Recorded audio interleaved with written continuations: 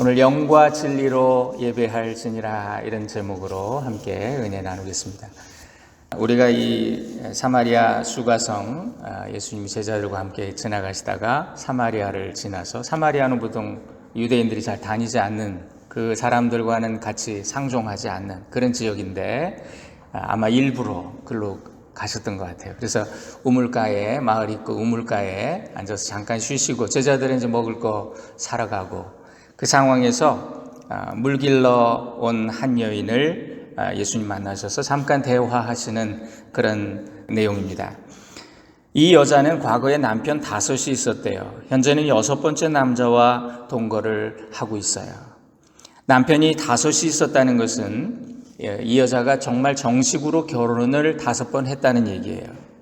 그렇지 않다면 남편이라고 표현하지 않고 뭐 정부가 있었다라든가 이 남자가 5이었다 뭐 이렇게 표현을 했을 텐데 남편이라는 표현은 법적인 그런 정식 결혼을 했다는 의미입니다.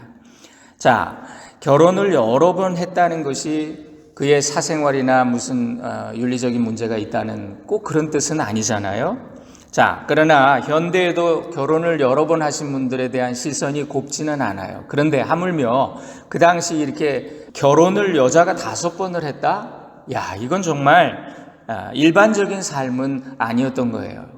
그래서 이 여자는 사람들과의 관계가 별로 없었던 것 같아요. 그래서 사람들과 인간관계도 끊고 보통 예수님이 이 여자를 만난 것이 정오 12시였는데 6시라고 되어 있지요. 그런데 그때는 아무도 바깥 출입을 하지 않습니다. 더워서 나다니지 않아요. 근데 그때 이 여자는 몰래 사람들과 마주치는 게 싫으니까 물을 길러 왔던 거예요. 자, 그래서 우리가 이 여자에 대해서 이렇게 한번 생각을 해보면 선입견 없이 이 여자를 한번 이해해보자. 이게 무슨 상황이었을까? 이제 여러 가지 배경 지식이 좀 필요한데요.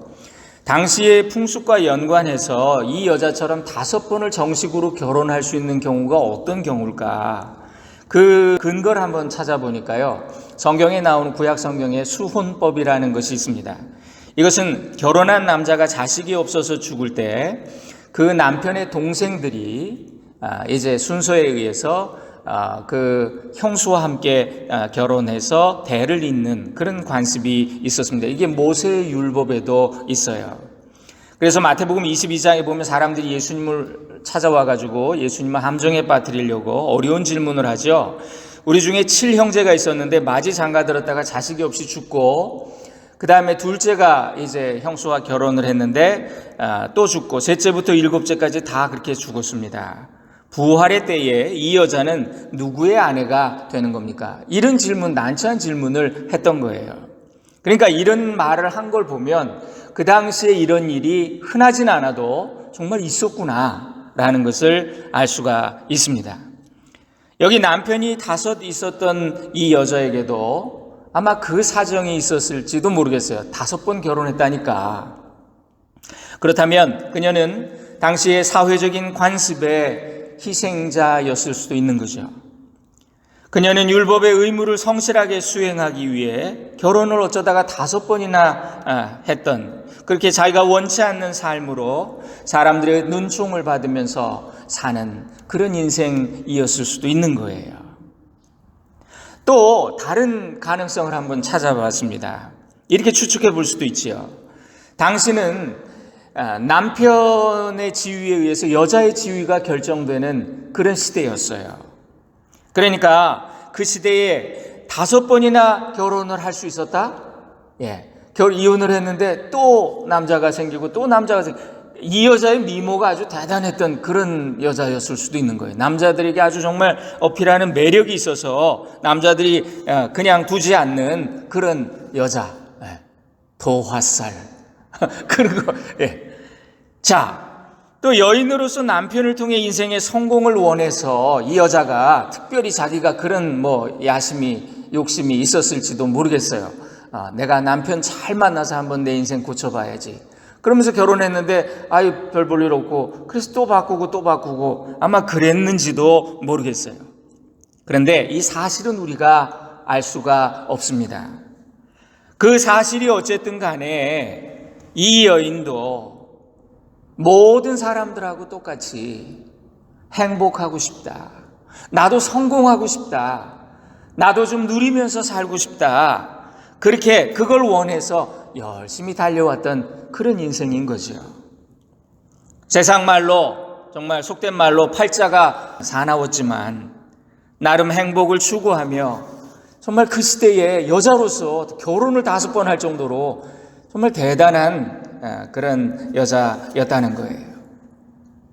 우리는 성경을 읽을 때 흔히 실수하는 것이 뭐냐면요, 나와 상관없는 이야기로 읽을 때가 있어요. 어휴, 이런 일도 있었네 그 당시에.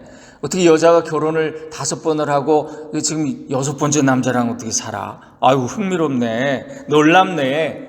그리고 끝나요. 악인이나 죄인이 용서받는 이야기, 또 무슨 죽을 병에서 병자가 치유받는 이야기, 이런 거 읽어도 나하고는 상관없는 것처럼 생각하면서 읽는다는 거죠. 특별히 믿음의 영웅들로 불리는 사람들 이야기를 읽을 때 이건 현실성이 없어, 나하고 너무 먼 얘기야, 이렇게 생각한다는 거예요. 그건 아브라함이니까 그렇지, 그건 모세니까, 그건 다윗이니까. 우리는 그렇게 할 수도 없고 그렇게 될 수도 없다는 전제를 미리 깔고 성경을 읽으면 이 성경은 나하고 관계없는 얘기가 돼버려요. 여기 이 말씀도요, 이 여자 특별하네, 나는 결혼 1번밖에 하지 않았으니까 이 여자와는 상관이 없겠네, 이렇게 생각해요. 저는 여러분에게 늘 말씀드립니다. 성경의 이야기는 나의 이야기다. 성경에 나오는 사람들은 모두 내 모습을 투영하는 것이다. 내게 그런 요소들이 있지요. 어쩌면 우리는 모두가 이 여인처럼 이 세상을 살아갑니다. 여러분은 여기 왜 오셨습니까? 제가 우리 이민 커뮤니티에서 우리 이민자들과 대화할 때마다 그들의 이민 역정을 들어보니까 정말 다들 여기 이 여인처럼 소설을 몇 권을 써도 될 정도로 그렇게 얘기거리들이 많아요. 어떤 사람들은 꿈을 이루기 위해 먼 미국까지 자발적으로 온 사람도 있어요. 우리 인생은 누구나 무언가를 얻어보려고, 성취하려고 열심히 달립니다. 나의 꿈을 이루어줄, 나를 행복하게 만들어줄 그 어떤 대상, 여기 남편이라고 표현된 그런 대상을 찾는 거죠. 젊어서부터 무언가 자신이 이루고자 하는 목표를 위해 행복해지려는 기대를 가지고, 그래서 우리가 공부도 하고 말이에요. 우리 젊은이들 보면 공부 열심히 해야지, 좋은 잡 얻어야지, 좋은 남자 만나야지, 다 그런 거잖아요. 그죠? 행복하게 살아야지, 돈 많이 벌어야지. 그러면서 계속해서 이렇게도 해보고 저렇게도 해보고 그러면서 우리 인생이 방향을 수정하지만 그러나 간에 추구하는 목표는 똑같다는 거예요. 계속해서 남편을 바꾸는 것처럼. 그리고 우리는 무엇을 얻었습니까? 남편을 여러 번 바꿔보았지만 거기 행복이 없어요. 오히려 돈도 명예도 얻을 만큼 얻고 누릴 만큼 누려보았지만, 제가 이제 우리 이민자들 중에 성공하신 분들, 목사님 제가 세탁업을 해가지고 지금은 샵이 5개입니다, 10개입니다. 그런 분들을 만났는데도 그렇게 거기 별게 있는 게 아니에요. 그분들 말씀이, 내가 이런 걸 다 누리고 내가 정말 아메리칸 드림을 이루었지만 만족이 없고 나이가 들수록 인생이 허무합니다, 그렇게 고백을 하더라는 거예요. 우리 젊은이들이 큰 꿈과 기대를 가지고 미래를 계획합니다.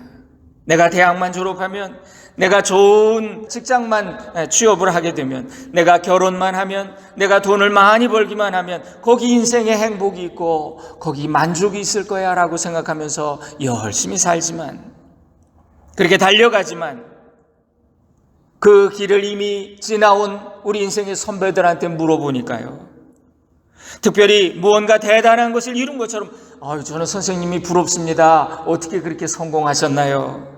그런 사람에게 물어봐도 대답이 그냥 비슷해요. 다 인생이 별거 없네요. 내가 이걸 위해 이렇게 열심히 달려왔나? 지나고 나니까 모든 것이 허무합니다. 뭘 그렇게 욕심을 냈는지 모르겠다고 다 그렇게들 말씀을 하시는 거예요. 여러분, 내가 이룬 것들, 이거 일종의 포장지, 껍데기 같은 거라는 거예요. 그거 까보면 아무것도 아닌 거예요.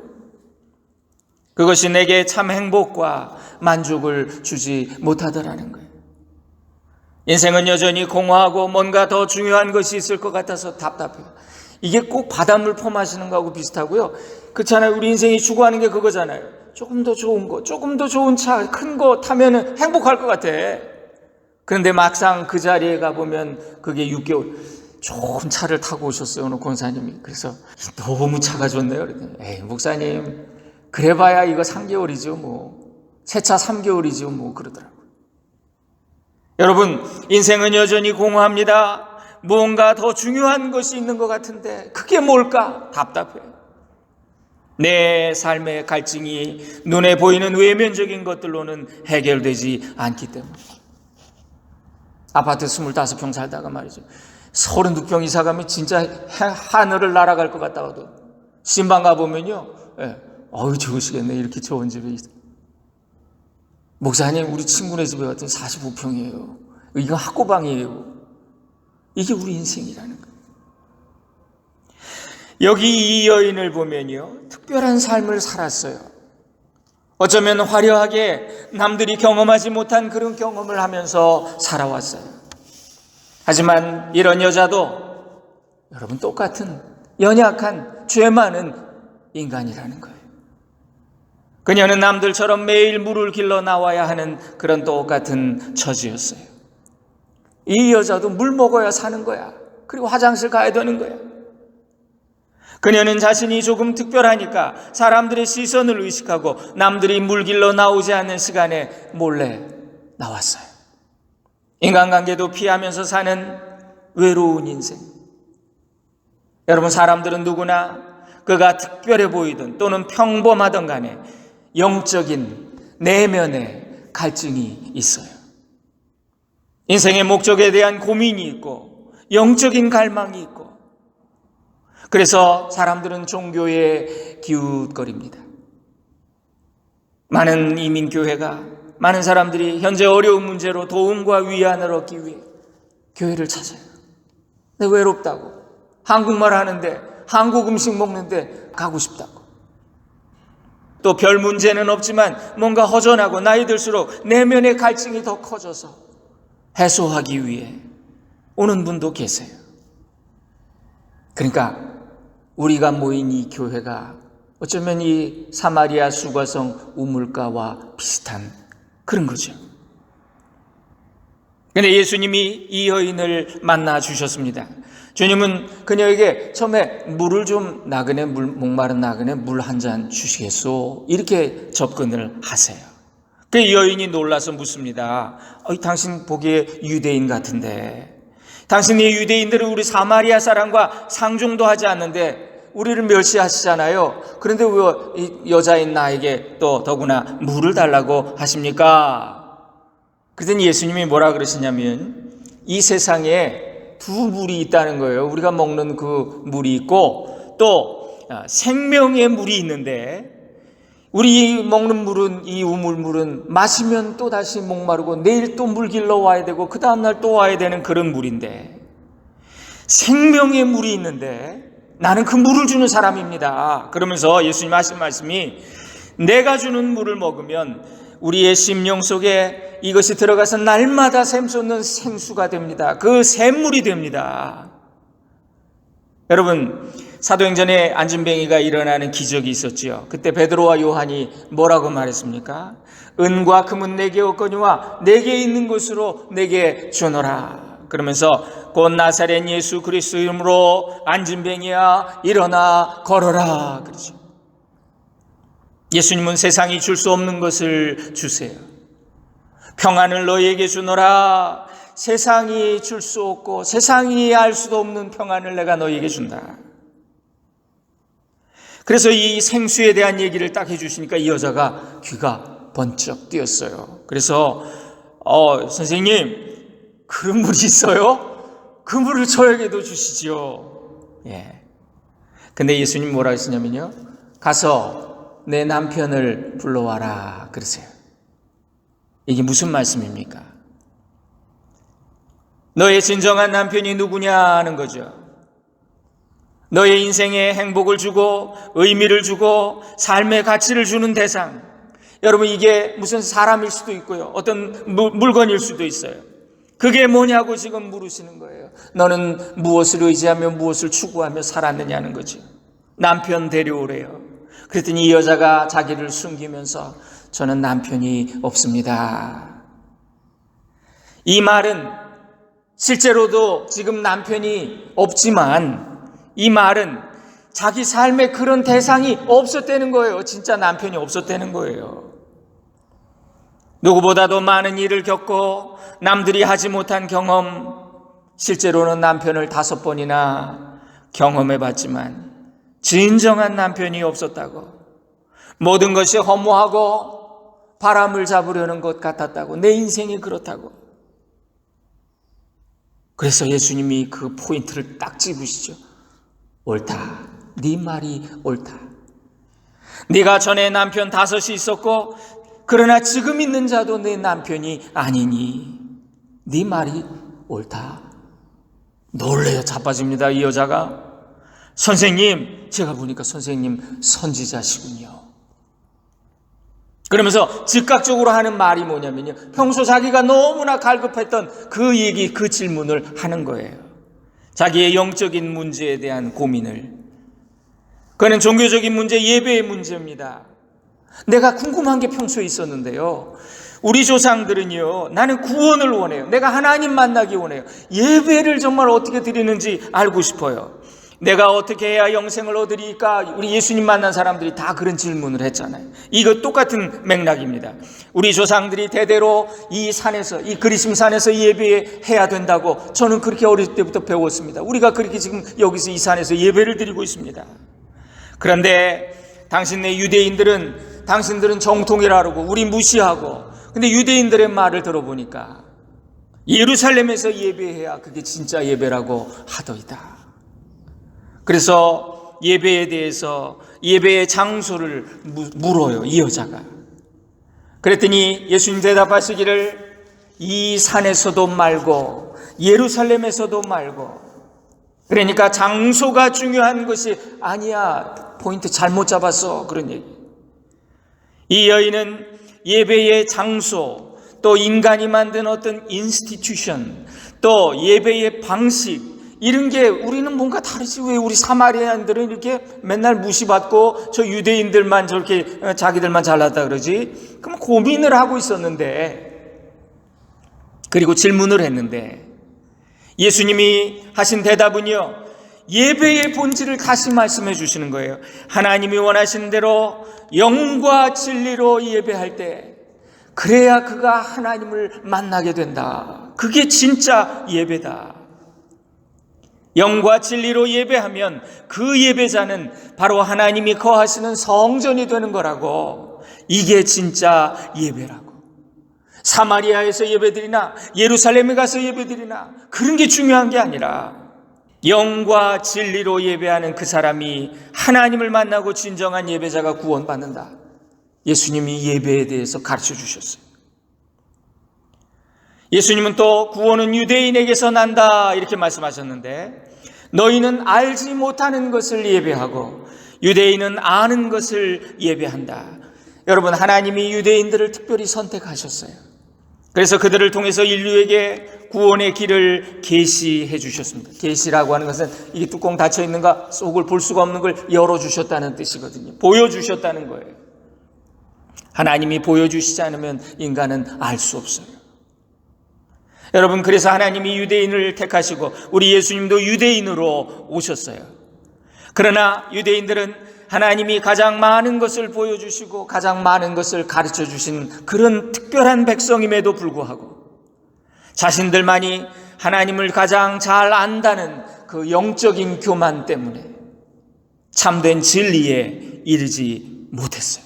그래서 하나님의 아들, 보낸 하나님의 아들, 선지자들을 보내셨다가 마지막에 아들을 보내신 그 하나님을 이해하지 못하고 알아보지 못하고, 그래서 그들은 자기들의 불완전한 의식과 그 전통에만 머물러 있었어요.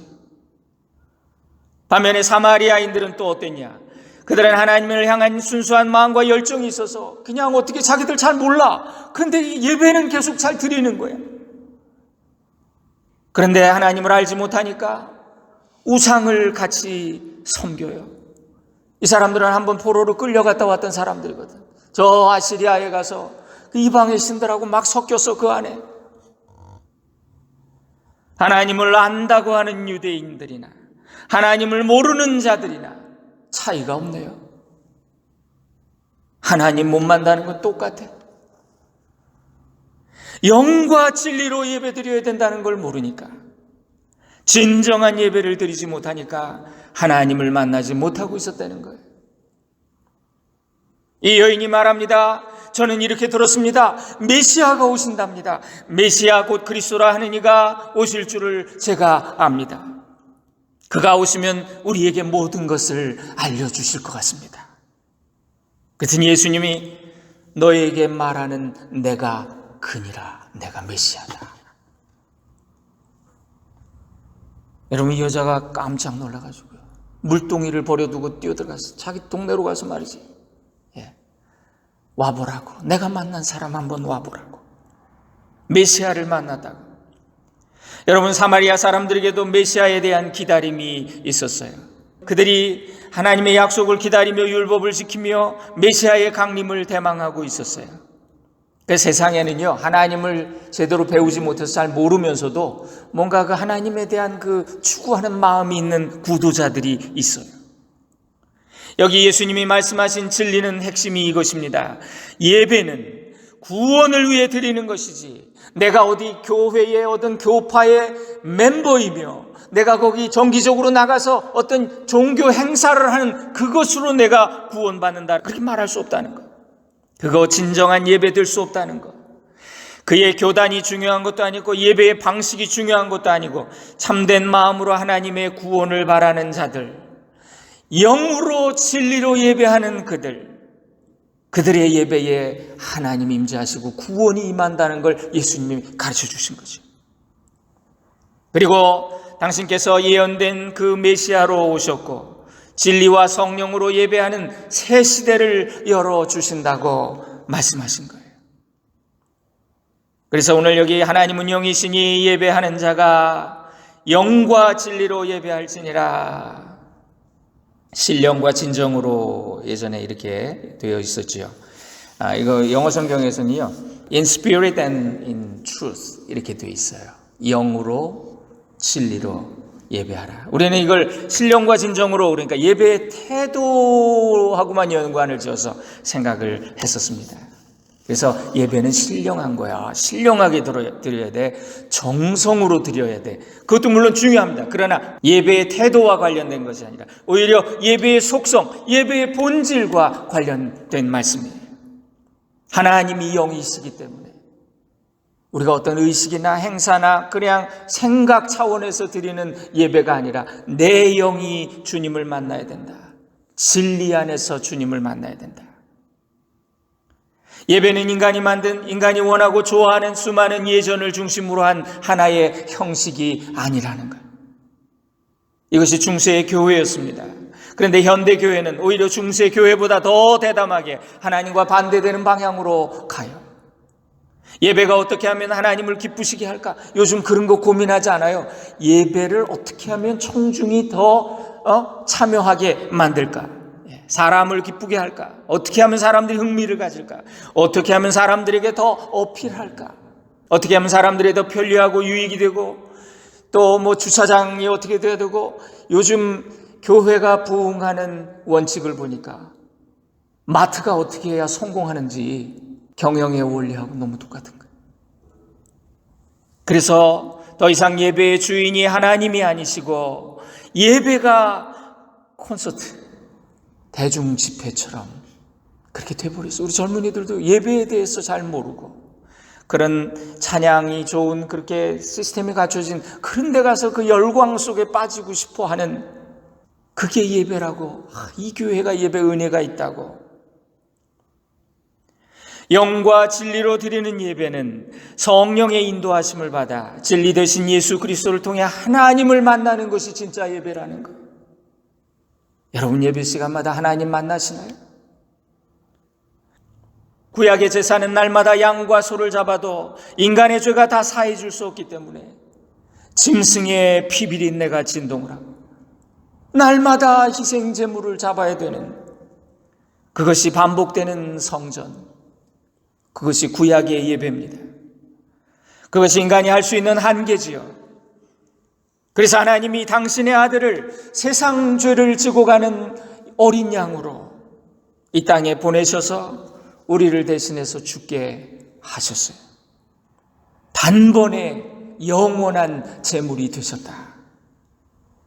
이전에 유대인들이 알고 있던 하나님은 정말 정의의 하나님, 공의의 하나님, 죄를 미워하시고 반드시 그 피를 보셔야 용서하시는 무서운 하나님이었습니다.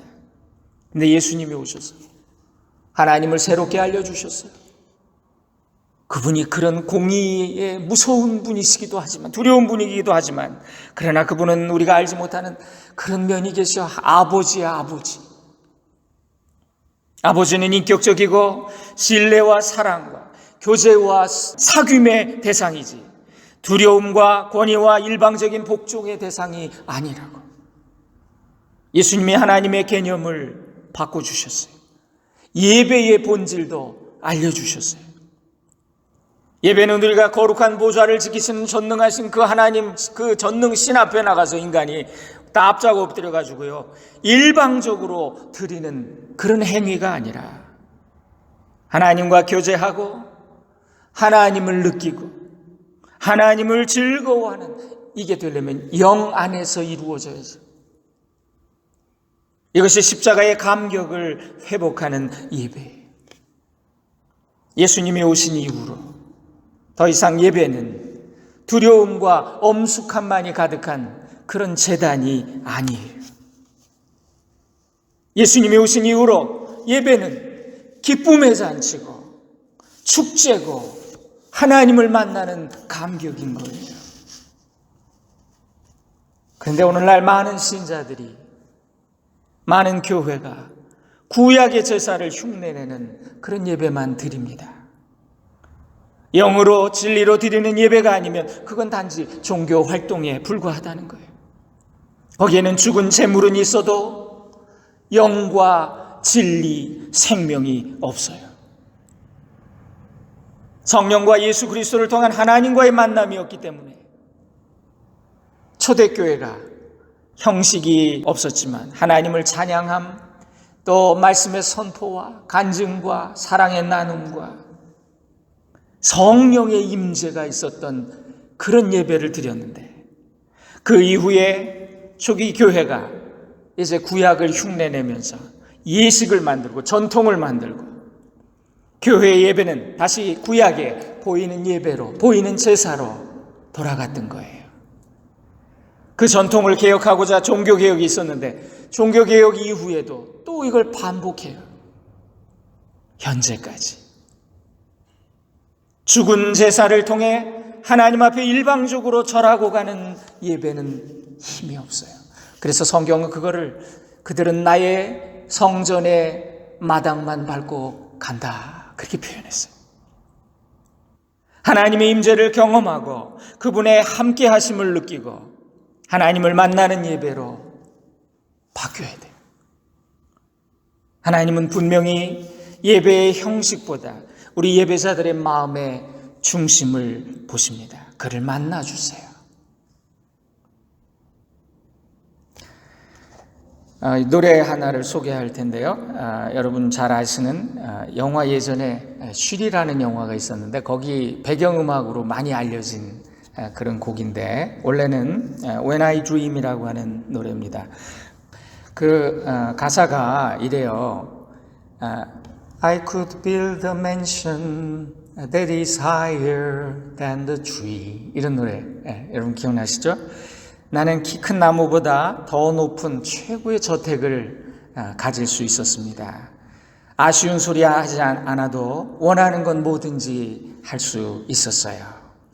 마음만 먹으면 당장에 파리로 비행기 타고 가서 우리 어떤 집사님을 만났는데 자기가 사업할 때 야 오늘 저녁은 일본 가서 먹고 올까? 비행기 타고 저녁 가서 회 먹고 온대요.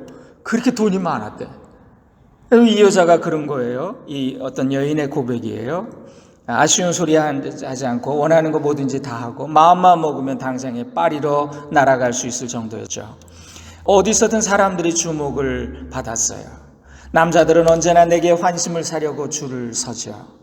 화장을 곱게 하면 남자들을 미치게 만들 수도 있어요. 이름도 모른 채 밤을 즐겼던 남자들도 많았답니다. 하지만 내 인생은 왜 이리 아무것도 없는 것처럼 공허할까요? 그러나 나는 매일 밤 꿈속에서 당신을 기다리며 갈망합니다. When I dream of you. Maybe someday you will come true. 어쩌면 언젠가 당신이 내게로 올 거라는 걸 이 여자가 믿는다고. 그런 노래예요.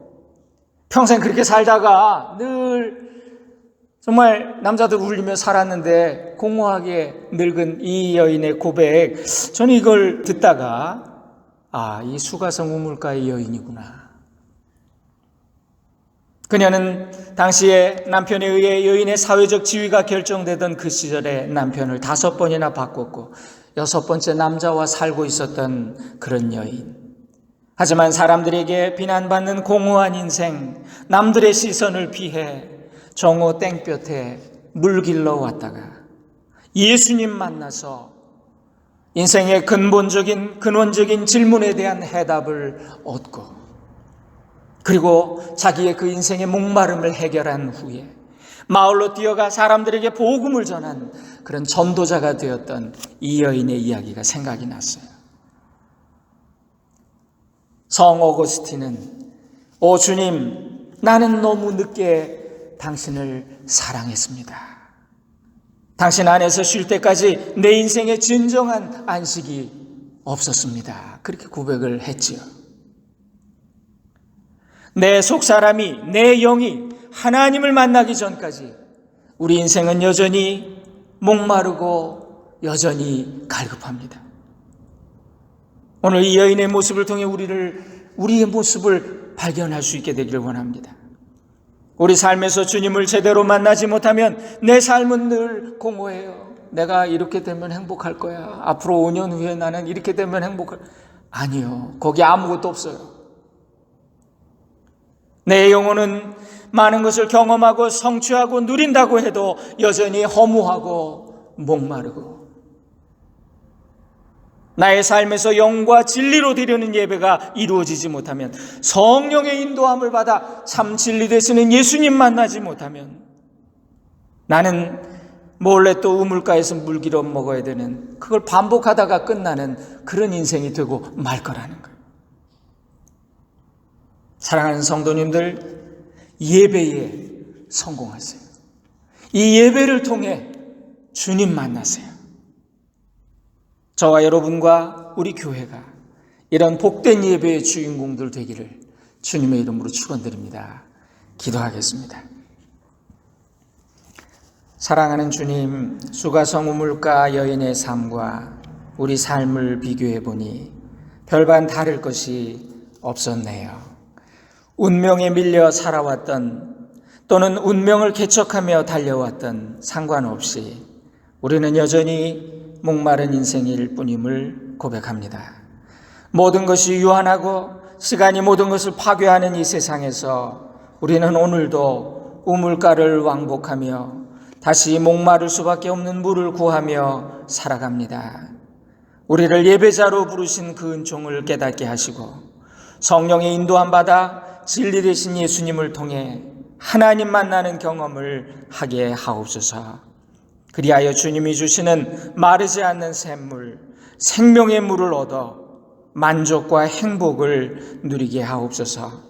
단절된 관계 속에서 외롭게 살던 한 여인이 담대하게 복음 증거하는 자가 되었던 것처럼 우리 삶에도 참된 예배가 이루어져서 주님을 만나고 열리고 풀리고 열매 맺는 인생 되게 하옵소서. 예수님의 이름으로 기도 올립니다. 아멘.